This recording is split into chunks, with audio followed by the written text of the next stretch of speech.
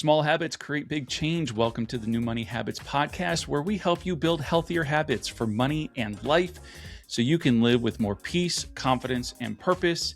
I'm Nino Villa, and alongside me today is my co-host and one of the co-founders of New Money Habits, Mike Kinealy. Mike, we're approaching the midway point of the year, which means it's time for what we call a mid-year reset. Let's start with, what are we talking about? What is a mid-year reset? And why do we think it's important? Well, I think a mid-year reset is a great opportunity for us to take a look back at the first half of the year, kind of take a look at what did we do right, what did we do wrong, and what can we do better going forward for the next half of the year. I think it's important for us to take that time to reflect and understand that, of course, things may have gone wrong, but it's not for us to look back with shame, but to look back with honesty. And of course, we all make mistakes. That's human. But it's a good time for us to reset the budget and really take a hard look at how can we reset these things and align better with what's happening and what's going to happen in the future.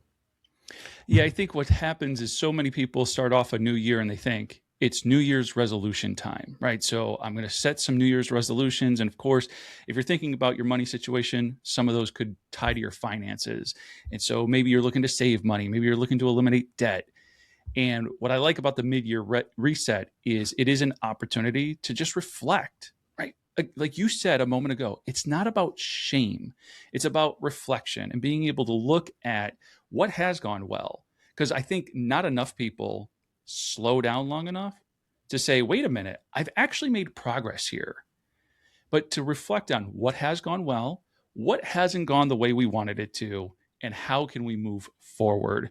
So what are some examples of things that you've seen either with clients or just even in your own personal thing where it's like you're looking back and maybe you aren't recognizing the progress you actually made? Well, I think it happens with a lot of different things, right? We under budget, we over budget. Typically, we under budget for certain line items, right? And that can just be discouraging. And I think that a lot of times we have a hard time ourselves, our clients, with even looking at the money in general. And when we make mistakes, we tend to go into avoidance, right? And I think that people avoid looking at their money not because they don't care, but because they feel discouraged and they don't want to confirm that feeling, right? So it's just a matter of being honest with ourselves. And sometimes it takes that sitting down with somebody who's impartial and willing to just sit in that discomfort with us a little bit, right? So let me turn that question on you. Why do you think people are hesitant to take that look back, and look back at that first half of the year? I think a lot of what you said is accurate, where if I feel like I've gotten off the rails, what I don't want to do is I don't want to necessarily look back and almost relive those decisions, right? Oh, I didn't do what I said I was going to do or what have you. And so there can be a lot of shame or guilt that comes with that. But the other part of that is I think sometimes people are missing an opportunity to actually see what the progress that they've actually made. Sometimes we don't make the progress we want, and so we think that that's a failure rather than reflecting on the progress we actually made. So I have a couple of clients who have savings goals this year, and they might not be where they wanted to be in that process right now, but they have saved hundreds of dollars. It might not be the goal that they set at the time that they set, but progress has been made. So my encouragement is don't avoid looking back if there's an opportunity to reflect on the fact that I've actually made progress. Maybe not the progress I had wanted, but progress. And that should be celebrated. Right. Yeah. And I think that, this reset, it requires honesty, but not self-condemnation, right? Shame says I failed, but honesty says this is what happened. And now I can decide what to do next. Yeah. And I think one of the things that gets in the way of being able to see the progress is life happens. And this happens with like both savings goals and debt elimination goals. I see it time and time again with our clients. And that is as life happens, they end up cash flowing some things. Well, when you're cash flowing some things, you didn't save as much as you wanted, or you didn't eliminate as much debt as you wanted.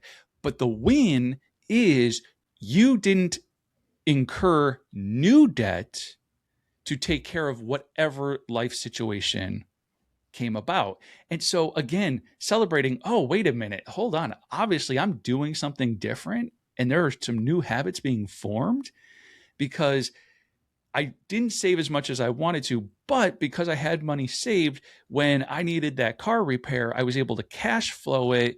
And so I'm not where I wanted to be savings goal wise, but I also didn't put that repair on a credit card. So win. That's a win. Right.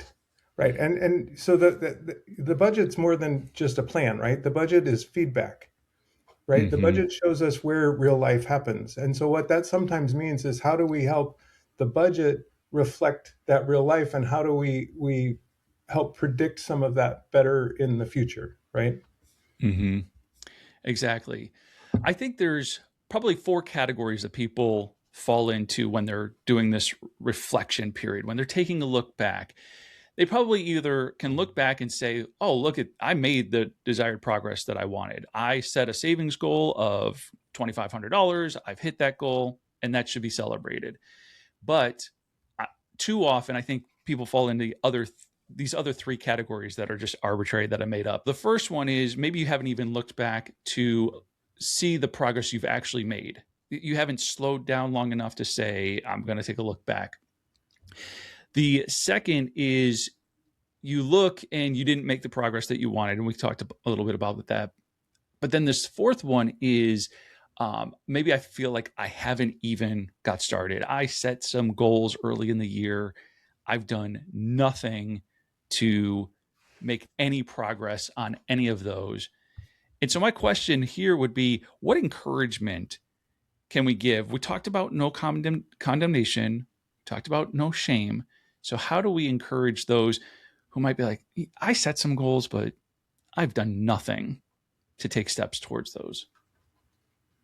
I Mm-hmm. think it's a matter of taking a step back and reflecting on where we've been for the first half of the year, and making sure that those goals are in fact in alignment with our life and what we want to accomplish, and then ensuring that the budget allows for reaching those goals, and making sure that the goals are realistic. Sometimes we can set goals, especially when they're financial goals, that may be out of reach.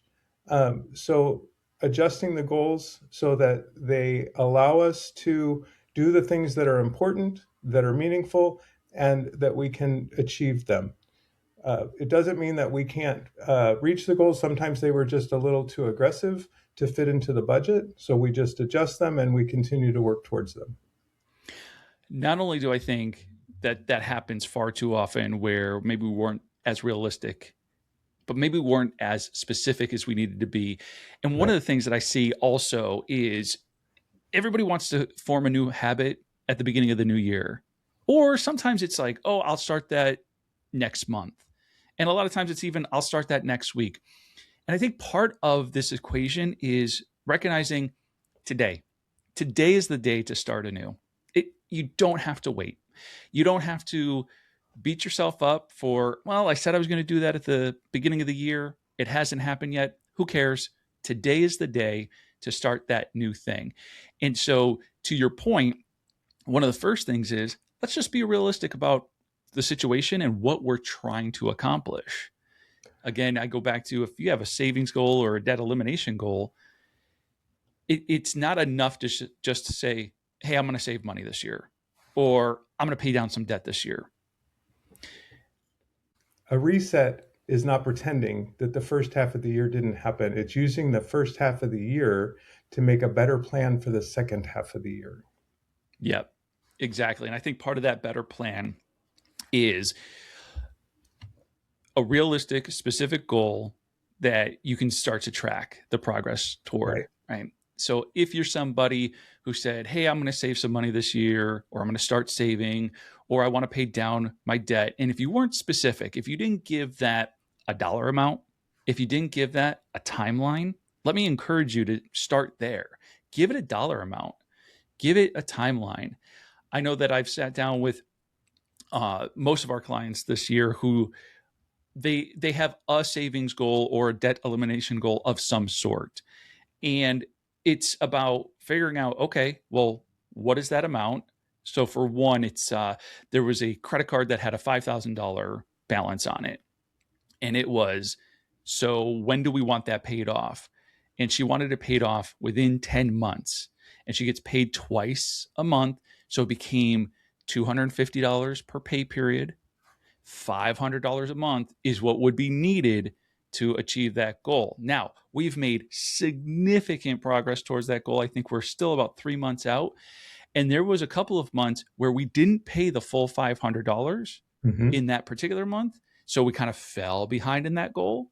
But then the next month, there was some extra surplus to throw some extra at it. And so we were kind of able to make up, but only by having a specific dollar amount with a specific timeline could we actually track like how much progress is being made. Right. Well, and I think that what you're talking about there too is looking for some of the patterns that are emerging, right? Some of the things like what categories are breaking, what expenses are surprising us, what payments feel heavy, what what you were just talking about is what are the goals that get interrupted. A couple of bigger ones are what are we pretending is still working? Mm. What conversations are we avoiding? So the question I want to ask you, Nino, is if someone only had 30 minutes to do a mid-year review, what should they look at first? Well, I'm Mr. Practical, and it all starts with let's get the numbers down on paper Yep. and let's look at what really is coming in, what's really going out, and let's see if we're managing a surplus or a deficit. If we're managing a deficit, let's get out of that deficit as quickly as possible so that we get into surplus and then we can manage that surplus in alignment with the stated goals. Yep. So for me, it's all about let's get it down on paper first. Let's start budgeting. 100%. And I'd go to the next level because you know I'm a little more pragmatic, and I would say those last two are really important, especially for couples, because you're not going to have a conversation if you're not a couple. Well, you might be having a conversation with yourself or avoiding it. What are the conversations we're avoiding, and what are we still pretending is working, right? Because if that all goes to the avoidance, right? And if we're avoiding any part of this, that's dangerous. It's dangerous in a relationship, and avoiding conversations are dangerous. And those are sometimes things that we can't navigate on our own. And that might be where you need to sit down with a coach, right? And those two topics are ones that, our other partner, Maria, are the person you might need to sit down with and help her navigate.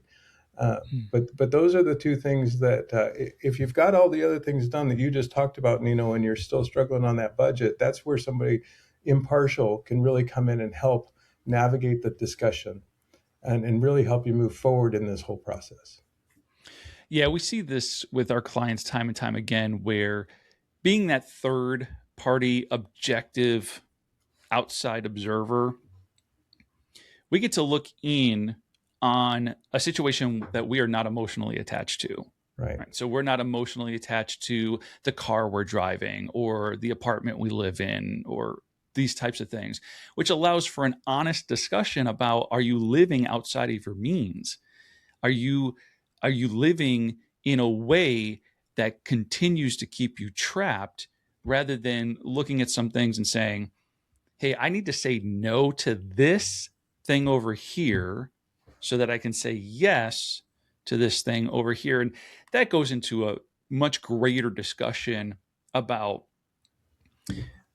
do we live according to our values? Are we living inside or outside of our means? Have we fallen victim to a certain degree to the consumer economy that we live in, that everything is instant gratification? And so I don't want to wait. And therefore I put things on credit because I want them now rather than saving up for them and doing them later.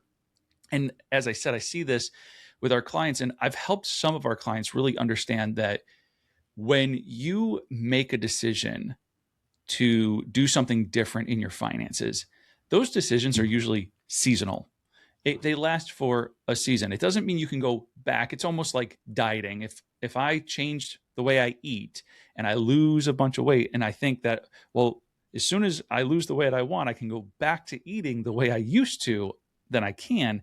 That no, same thing with finances. We can't necessarily change a habit and then just go back to it. But what I mean by seasonal is when you start to trim some of the expenses and you start to say no to certain things, you're saying no to them now so that you can build up a new habit.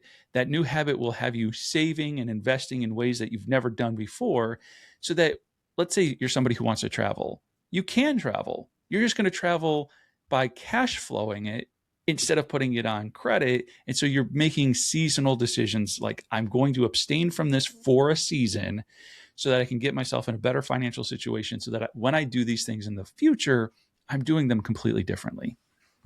100%. And we can't go from, well, we have to remember that in all of this, we have to allow ourselves to enjoy some of our hard-earned money, right? Mm. I did that wrong for a very long time. It was put a very, very big strain on my relationship with my lovely wife, because I'm the saver and she's the spender. And it took me a really long time when we were working to get out of debt, that her giving is her love language, right? And Mm. I had to learn the hard way that I needed to budget for her to just have money so that she could give, even while we were working to get out of debt. And still to this day, giving isn't a lot of money, right? The money Mm. she uses to give isn't a lot of money, right? She might want to just go and pick up pastries to take to her coworkers, and that's Mm-hmm. important to her. But I need to make sure, and I needed to make sure then, that that was just there. And Yep. it didn't matter what it was. I didn't need to, I shouldn't have worried about how much or what that was being used for. I just needed to make sure that was in the budget. And that's part of enjoying your hard-earned money, right? And this month we're talking a lot about travel. And travel doesn't have to be extravagant, right? It can be a day trip, it can be all of these different things. But even when we're working hard to clean up the mess that we've all had, we need to make sure that we're putting in the budget some amount to enjoy what we're doing. Otherwise, that season's really hard. Mm-hmm. We're just talking about, weight loss. You still need to be able to enjoy your life while you're doing that. Otherwise, it becomes unsustainable. It's the same with cleaning up the mess, right? And what we talk about at New Money Habits is creating the new money habits you need to sustain this for the rest of your life. So when you're cleaning up the mess for a season, you're developing habits, and the habit isn't completely restrictive, because completely restrictive is not sustainable, Right. right? Right.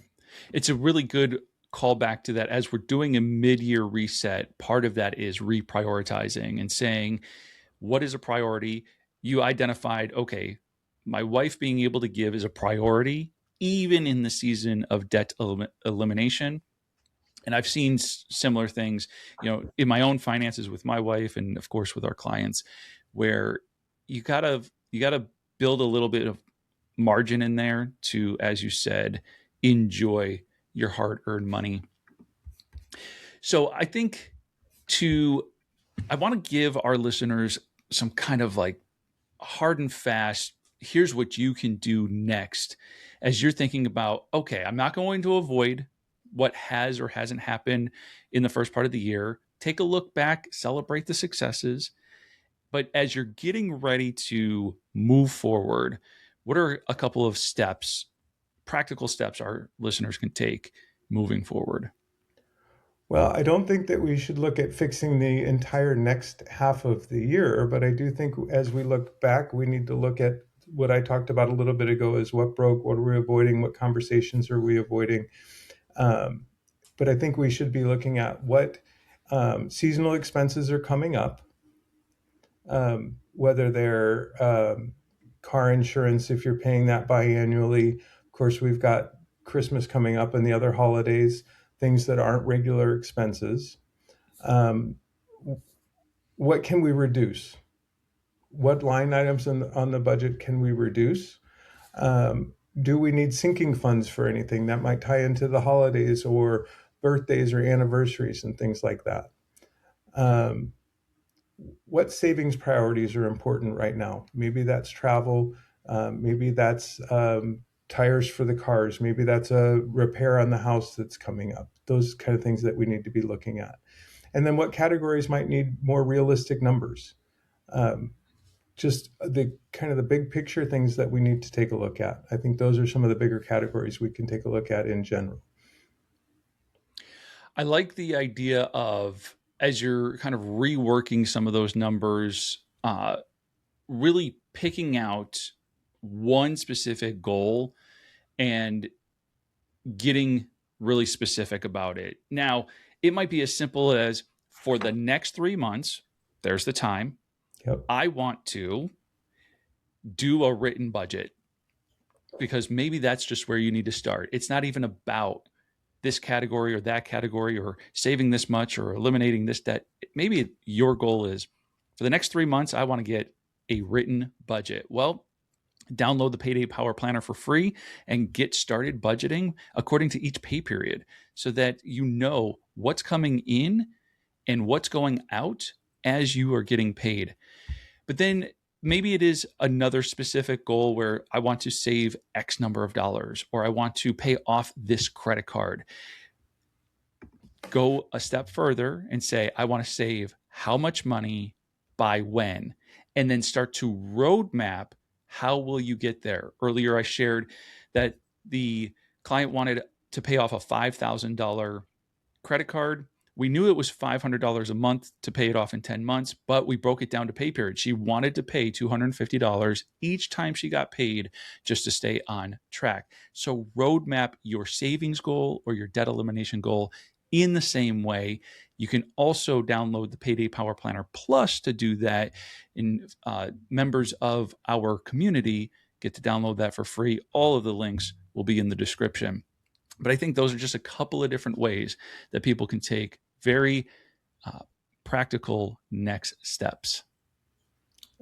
I love what you just said there. I think oftentimes when people are being reactive, they say, we're going to change everything, and that's intensity. And what you just said is clarity. And clarity says, this is the next thing that needs attention. And that's a much more pragmatic approach and a much calmer approach and a much more specific approach, which actually gets results. How do you eat an elephant, they say? One bite at a time. Bite at a time. That's right. All right. Well, any final thoughts for our listeners today? As we talked about, look back calmly and honestly, and then look forward with clarity. And I think that will bring some amazing results. And I think it's going to be a fantastic second half of the year. Excellent. Well, if you guys want more, become a member of the New Money Habits community for tools, resources, and support. And you can get started today for free. Again, the link will be in the description. That does it for this episode of the New Money Habits podcast. Follow us on your favorite social media platform. Want more? Become a New Money Habits member and start your insider free trial today. And until next time, remember that the peace Jesus gives is a gift the world cannot give.